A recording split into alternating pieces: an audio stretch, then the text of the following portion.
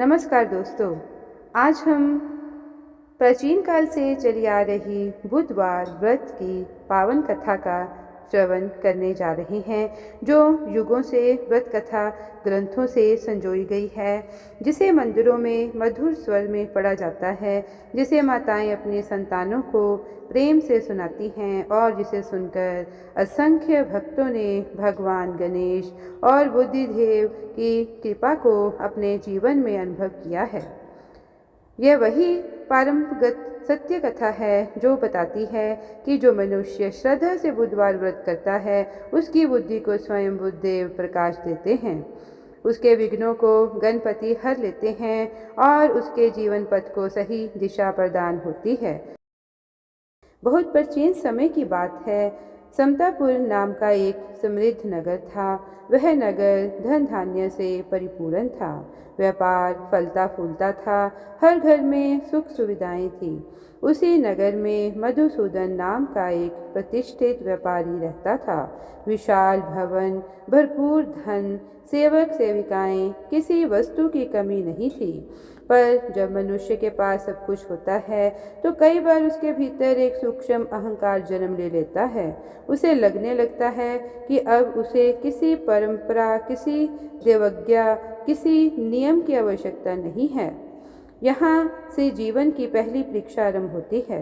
मधुसूदन का विवाह बलरामपुर नगर की एक सुंदर, सुशील और संस्कारी कन्या संगीता से हुआ। संगीता का हृदय श्रद्धा से भरा था। उसका स्वभाव शांत, वाणी मधुर और मन ईश्वर भक्ति में स्थिर था। विवाह के बाद दोनों का जीवन सुखपूर्वक चल रहा था। एक समय बाद मधुसूदन ने निश्चय किया कि अब वह अपनी पत्नी को मायके से विदा कराकर पुनः समतापुर ले आएगा। वह बलरामपुर पहुंचा। ससुराल में उसका प्रेम पूर्वक स्वागत हुआ। कुछ दिन आनंद से बीते। फिर एक सुबह मधुसूदन ने कहा, अब हमें लौटना चाहिए। तभी संगीता की माता ने स्नेह से कहा, बेटा, आज बुधवार है। इस दिन यात्रा शुभ नहीं मानी जाती। बुध देव का दिन है। एक दिन रुक जाओ, कल निकलना। ससुर ने भी समझाया, परंपराएं अनुभव से बनी होती हैं। समय की मर्यादा का सम्मान करना ही बुद्धिमानी है। संगीता ने भी धीमे स्वर में कहा, स्वामी, माता पिता की बात मान लीजिए। पर मधुसूदन मुस्कुरा दिया। उसके स्वर में आत्मविश्वास था, पर भीतर अहंकार भी था। उसने कहा, अब यह सब पुराने समय की बातें हैं। शुभ अशुभ कुछ नहीं होता। मनुष्य का साहस ही उसका भाग्य बनाता है। और उसी दिन उसने बैलगाड़ी तैयार करवाई। यात्रा आरंभ हो गई। कुछ दूर चलने के बाद मार्ग सुनसान होने लगा। चारों ओर वृक्षों की हरियाली थी, पक्षियों की मधुर ध्वनि थी, वातावरण शांत था। अचानक बैलगाड़ी के पहिए से तेज आवाज आई और पहिया टूटकर अलग हो गया। बैल रुक गए। गाड़ी एक और झुक गई। मधुसूदन घबरा गया। दूर दूर तक कोई गांव नहीं था, कोई सहायता नहीं थी। मधुसूदन ने गाड़ी एक और खड़ी की। फिर वह और संगीता पैदल चलने लगे। कुछ समय बाद संगीता को तेज प्यास लगी। मधुसूदन ने उसे एक वृक्ष की छाया में बैठाया। तुम यहीं विश्राम करो, उसने कहा। मैं अभी जल लेकर आता हूँ। संगीता वृक्ष के नीचे बैठ गई। हल्की हवा चल रही थी। पत्तों की सरसराहट से उसे जैसे किसी अदृश्य उपस्थिति का आभास हुआ। उसने मन ही मन गणेश और बुद्धदेव का स्मरण किया। हे प्रभु, हमारी रक्षा करना। थोड़ी देर बाद मधुसूदन जल लेकर लौटा, पर जैसे ही उसने वृक्ष की ओर देखा, उसके कदम वहीं रुक गए। उसने देखा, संगीता के पास बिल्कुल उसी के समान एक दूसरा पुरुष बैठा है। वही चेहरा, वही वस्त्र, वही कद काठी, वही स्वरूप, मानो कोई जीवित प्रतिछाया उसके सामने बैठी हो। मधुसूदन का हृदय जोर जोर से धड़कने लगा। संगीता भी घबरा गई। वह दोनों को देखकर अंतर नहीं कर पा रही थी। मधुसूदन ने कठोर स्वर में पूछा, तुम कौन हो और मेरी पत्नी के पास क्यों बैठे हो? दूसरे पुरुष ने भी उसी स्वर में उत्तर दिया, ये मेरी पत्नी संगीता है। मैं इसे ससुराल से विदा करा कर ला रहा हूँ। तुम कौन हो? दोनों की आवाज़ एक जैसी थी, चाल एक जैसी थी, शब्द एक जैसे थे। विवाद बढ़ने लगा। संगीता भय से कांपने लगी। आसपास से कुछ राहगीर आ गए। बात नगर तक पहुंची। सिपाही आए और दोनों को पकड़कर राजा के दरबार में ले गए। राजा ने दोनों की बातों को सुना, प्रश्न किए, पर दोनों के उत्तर एक जैसे थे। कोई अंतर पकड़ में नहीं आ रहा था। राजा स्वयं असमंजस में पड़ गया। अंततः उसने कहा, जब तक सत्य स्पष्ट नहीं होता दोनों को कारागार में रखा जाए। यह सुनते ही असली मधुसूदन का हृदय कांप उठा। उसी क्षण उसे ससुराल के बाद बुधवार का दिन, माता पिता की चेतावनी, सब याद आ गए। उसकी आंखों से पश्चाताप के आंसू बह निकले और तभी आकाश में से एक दिव्य प्रकाश फैल गया। एक गंभीर मधुर वाणी गूंजी, मधुसूदन, तूने बुधवार के दिन देव आज्ञा का उल्लंघन किया। यह बुध देव की लीला है। मधुसूदन ने हाथ जोड़कर कहा, हे बुध देव, मुझसे भूल हुई, मुझे क्षमा कर दीजिए। जीवन भर आपकी मर्यादा रखूंगा। हर बुधवार व्रत करूंगा, कथा सुनूंगा, आपकी शरण में रहूंगा। उसकी प्रार्थना सच्चे हृदय से निकली। अचानक दूसरा पुरुष तेज प्रकाश में बदलने लगा और कुछ ही क्षणों में वह दिव्य ज्योति बनकर आकाश में विलीन हो गया। पूरा दरबार सन्न रह गया। राजा और उपस्थित सभी लोग इस चमत्कार को देखकर स्तब्ध थे। राजा ने आदर से कहा, यह स्वयं बुध देव की कृपा है। मधुसूदन और संगीता को सम्मानपूर्वक मुक्त कर दिया गया। कारागार से बाहर निकलते समय मधुसूदन की आंखों में पश्चाताप था, पर हृदय में एक नई जागृति भी थी। अब उसका जीवन पहले जैसा नहीं रहने वाला था। कारागार से मुक्त होकर जब मधुसूदन और संगीता बाहर आए, तब आकाश में संध्या का रंग धुल चुका था। वही रास्ता, वही हवा, वही वृक्ष, पर अब सब कुछ बदला बदला सा लग रहा था, क्योंकि बदल चुका था मधुसूदन का भीतर।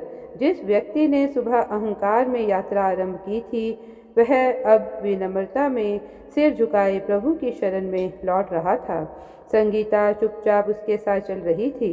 उसके मन में उस घटना का भय भी था और प्रभु की रक्षा का सुकून भी। समतापुर पहुँचते ही दोनों ने घर में प्रवेश करने से पहले स्नान किया। संगीता ने आंगन में तुलसी के पास दीपक जलाया। मधुसूदन ने पहली बार पूरे हृदय से गणेश और बुध देव के सामने हाथ जोड़े। ना कोई शब्द, ना कोई दिखावा, केवल पश्चाताप और एक सच्चा संकल्प।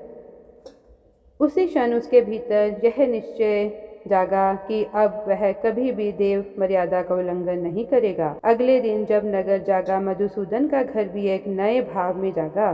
संगीता ने घर की सफाई की, पीले पुष्प सजाए, हल्दी और चंदन से पूजन स्थल को सुगंधित किया। मधुसूदन ने सादा भोजन किया और मन ही मन प्रतिज्ञा ली, हर बुधवार मैं उपवास रखूंगा, कथा सुनूंगा और बुध देव की आराधना करूंगा। पहला बुधवार आया, घर में शांति थी, दीपक की लौ स्थिर थी। मधुसूदन और संगीता ने साथ बैठकर कथा का स्मरण किया। मधुसूदन की आंखों में आंसू थे, पर मन हल्का था। उसे लग रहा था जैसे कोई अदृश्य भार उसके हृदय से उतर गया हो। समय धीरे धीरे आगे बढ़ने लगा। हर बुधवार उनके घर में एक पवित्र लय बनने लगी।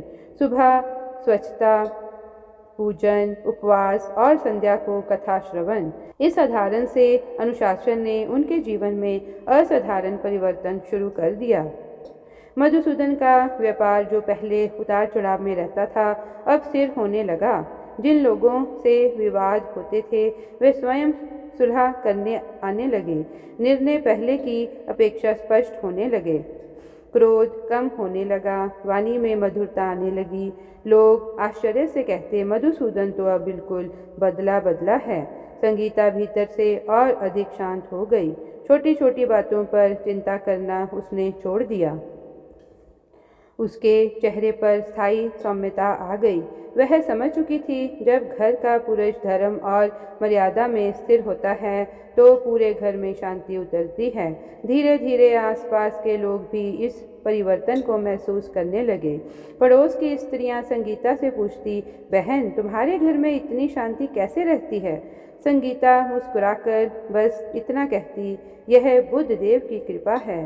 कुछ समय बाद संगीता ने पास के मंदिर में बुधवार की कथा का छोटा सा आयोजन शुरू किया। पहले केवल 2-4 महिलाएं आईं, फिर संख्या बढ़ने लगी। हर सप्ताह दीपक जलते, घंटियां बजती और कथा की मधुर धारा बहने लगती। जो भी वहां बैठता उसे भीतर एक सुकून का अनुभव होता और कथा अब केवल मधुसूदन की घटना नहीं रही, वह श्रद्धा का स्रोत बन गई थी। इसी समय समतापुर से कुछ दूर एक गांव में शारदा नाम की स्त्री रहती थी। उसका जीवन कठिनाइयों से भरा था। पति मेहनती था पर आय कम। घर में कभी अन्न की कमी, कभी बच्चों की बीमारी, कभी कर्जा का दबाव। शारदा कई बार भीतर से टूट जाती पर ईश्वर का स्मरण नहीं छोड़ती। एक दिन वह मंदिर गई। वहां संगीता द्वारा आयोजित बुधवार की कथा चल रही थी। जैसे जैसे कथा आगे बढ़ी, शारदा की आंखों में आंसू भर आए। उसे लगा जैसे यह कथा उसके अपने जीवन से बात कर रही हो। मधुसूदन की भूल में उसे अपने पति की जल्दबाजी दिखी। संगीता की श्रद्धा में उसे अपनी आशा दिखाई दी। उसी दिन शारदा ने मन में संकल्प लिया, मैं भी हर बुधवार व्रत करूंगी, चाहे परिस्थिति कैसी भी हो। प्रभु पर विश्वास नहीं छोड़ूंगी। पहला बुधवार आया, शरीर थका था पर मन दृढ़ था। दूसरा बुधवार आया, भीतर थोड़ी शांति उतरी। तीसरा बुधवार आया, जैसे किसी ने उसके हृदय में आश्वासन रख दिया, डरो मत, मैं साथ हूँ। समय के साथ शारदा के जीवन में छोटे छोटे परिवर्तन आने लगे। पति को बेहतर काम मिलने लगा, घर में अन्न नियमित होने लगा, बच्चों का स्वास्थ्य सुधरने लगा, कर्ज धीरे धीरे उतरने लगा। यह सब अचानक चमत्कार नहीं था, बल्कि भीतर के विश्वास का फल था। एक रात शारदा ने स्वप्न में एक दिव्य स्वरूप देखा। सौम्य मुख, शांत नेत्र, आशीर्वाद मुद्रा। कोई शब्द नहीं बोले गए पर भाव स्पष्ट था, तुम्हारी श्रद्धा स्वीकार हुई। सुबह उठते ही शारदा का मन कृतज्ञता से भर गया। अब वह स्वयं अन्य स्त्रियों को बुधवार व्रत का महत्व बताने लगी।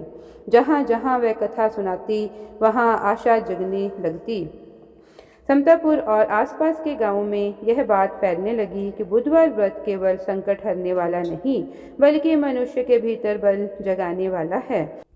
इसी समय समतापुर में एक युवक रहता था जिसका नाम था विक्रम। पढ़ा लिखा था, तेज बुद्धि वाला था, पर आध्यात्मिक आत्मविश्वासी। उसे लगता था कि व्रत कथा केवल अंधविश्वास है। एक दिन उसकी माँ ने कहा, बेटा आज बुधवार है, कथा में बैठ जाओ। विक्रम हंसकर बोला, माँ मुझे इन बातों में समय नहीं गंवाना। कुछ दिनों बाद विक्रम को दूर नगर में काम से जाना पड़ा।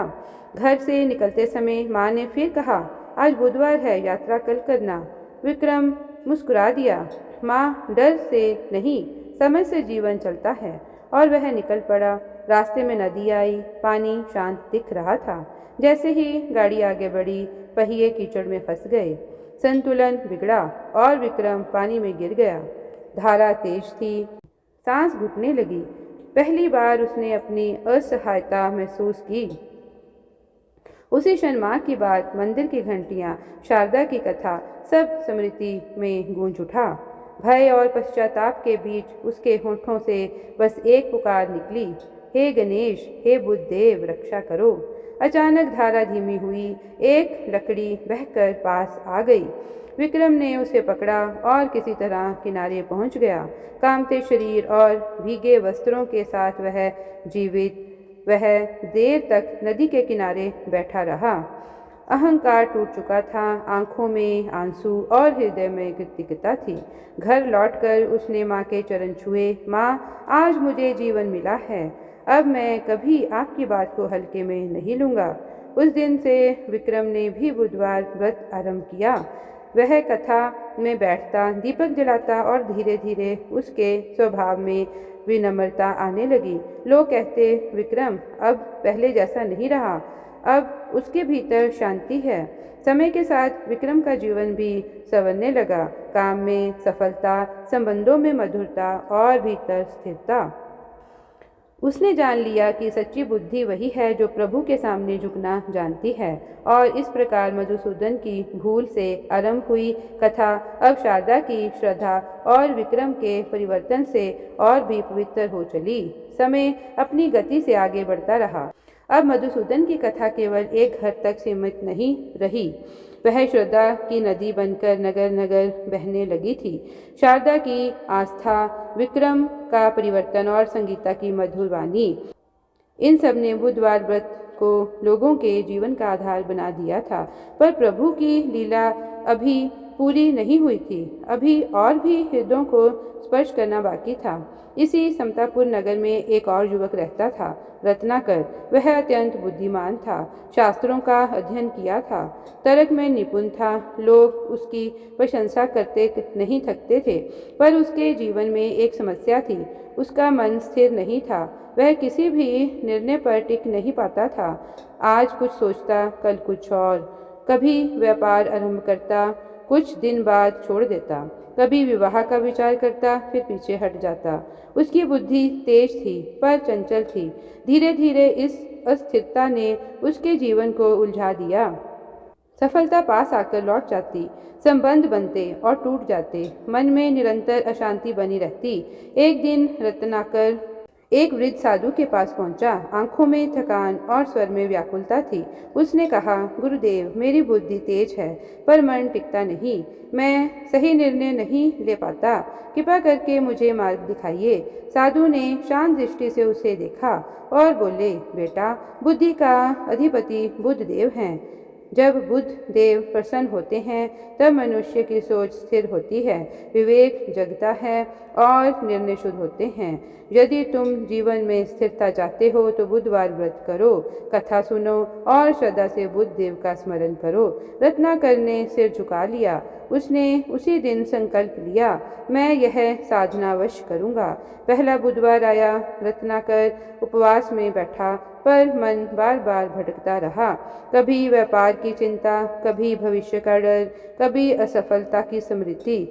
उसने समझा यह केवल आरंभ है। दूसरा बुधवार आया।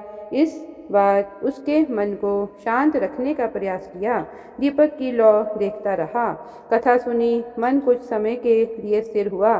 तीसरा बुधवार आया। जैसे ही उसने बुध देव का स्मरण किया, उसके भीतर एक अजीब सी शांति उतरने लगी। विचार धीमे होने लगे, निर्णय लेने की बेचैनी कम होने लगी। समय के साथ यह साधना गहरी होती गई। अब रत्नाकर किसी भी कार्य को करने से पहले शांत मन से सोचता। जल्दबाजी समाप्त होने लगी, भ्रम दूर होने लगे। वह स्वयं आश्चर्य करता, क्या यह वही मैं हूँ जो कभी एक निर्णय पर टिक नहीं पाता था। कुछ समय बाद राज्य में एक बड़ी समस्या उत्पन्न हुई। व्यापार मार्ग को लेकर दो नगरों में विवाद हुआ। राजा के दरबार में विद्वानों को बुलाया गया। कई तर्क दिए गए पर समाधान नहीं निकला।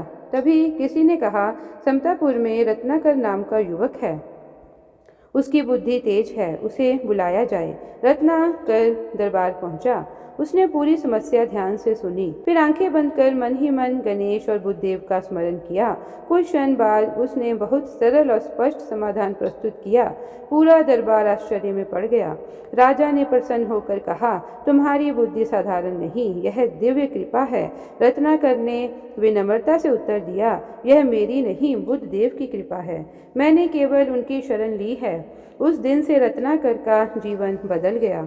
उसे सम्मान मिला, प्रतिष्ठा मिली, सफलता मिली, पर सबसे बड़ी बात भीतर स्थिरता मिली। वह जान गया कि सच्ची बुद्धि वही है जो श्रद्धा से प्रकाशित होती है। अब मधुसूदन की भूल, शारदा की आस्था, विक्रम का पश्चाताप और रत्नाकर की साधना, चारों एक ही धारा में बह रहे थे। यह धारा थी बुधवार व्रत और बुध देव की कृपा। नगर नगर में ये चर्चा फैलने लगी कि ये व्रत केवल संकट टालने के लिए नहीं, बल्कि जीवन को सही दिशा देने के लिए है। जहाँ अहंकार होता है वहाँ विनम्रता आती है, जहाँ भ्रम होता है वहाँ विवेक जागता है, जहाँ भय होता है वहाँ विश्वास जन्म लेता है। समय बदला, लोग आगे बढ़े, पर मनुष्य की चिंताएं वही रही, भविष्य का डर, निर्णय की उलझन, मन की अशांति। इन्हीं बदलते समय में एक आधुनिक विचारों वाली युवती थी, राधिका। राधिका शिक्षित थी, समझदार थी, कार्यक्षेत्र में सफल भी थी, पर भीतर एक निरंतर बेचैनी थी। रात को सोते समय मन प्रश्न करता, सब कुछ होते हुए भी मन शांत क्यों नहीं है। एक दिन वह अपनी दादी के साथ मंदिर गई। संयोग से वह बुधवार था। मंदिर में दीपक जल रहे थे, घंटियां बज रही थी और कोई मधुर स्वर में कथा सुना रहा था। राधिका अनजाने ही बैठ गई। कथा आगे बढ़ी। मधुसूदन की भूल, शारदा की श्रद्धा, विक्रम का परिवर्तन, रत्नाकर का स्थिर बुद्धि। राधिका को लगा जैसे ये सब उसके अपने जीवन के प्रतिबिंब हैं। मधुसूदन में उसे अपना आत्मविश्वास दिखा, शारदा में उसकी छिपी हुई आशा, विक्रम में उसकी जिद और रत्नाकर में उसकी उलझी सोच। पहली बार उसे महसूस हुआ, शांति बाहर नहीं, भीतर की साधना से आती है। उसी दिन उसने निश्चय किया, हर बुधवार मैं कुछ समय अपने भीतर के लिए दूंगी। दीपक जलाऊंगी, कथा सुनूंगी और मन को स्थिर करूंगी। पहला बुधवार मन भटका, दूसरा बुधवार थोड़ी शांति आई, तीसरा बुधवार विचार स्पष्ट होने लगे, चौथा बुधवार भीतर एक संतुलन उतर आया।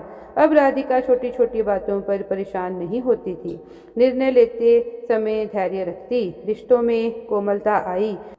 सबसे बड़ी बात, उसने स्वयं को समझाना सीख लिया। एक दिन उसने दादी से कहा, अब समझ में आया, सच्ची शांति बाहर से नहीं भीतर से जागती है।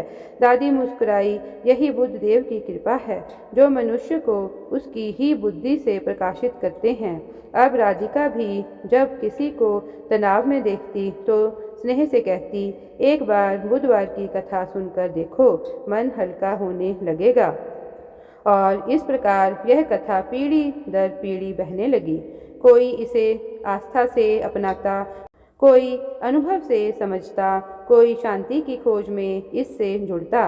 धीरे धीरे ये स्पष्ट होने लगा कि बुधवार व्रत केवल परंपरा नहीं, बल्कि मनुष्य को भीतर से संतुलित करने की साधना है। समय निरंतर आगे बढ़ता रहा। मधुसूदन, शारदा, विक्रम, रत्नाकर और राधिका अब यह केवल नाम नहीं रह गए थे, यह पांचों जीवन के 5 अलग अलग अनुभवों के प्रतीक बन चुके थे। कोई भूल से सीखा, कोई श्रद्धा से पाया, कोई पश्चाताप से बदला, कोई साधना से निखरा और कोई आत्मचिंतन से शांत हुआ। पर इन सभी यात्राओं की धारा एक ही थी, बुधवार व्रत और बुद्ध देव की कृपा। अब यह कथा नगरों और गांवों की सीमाओं से निकलकर जन जन के हृदय तक पहुंचने लगी थी। धन्यवाद।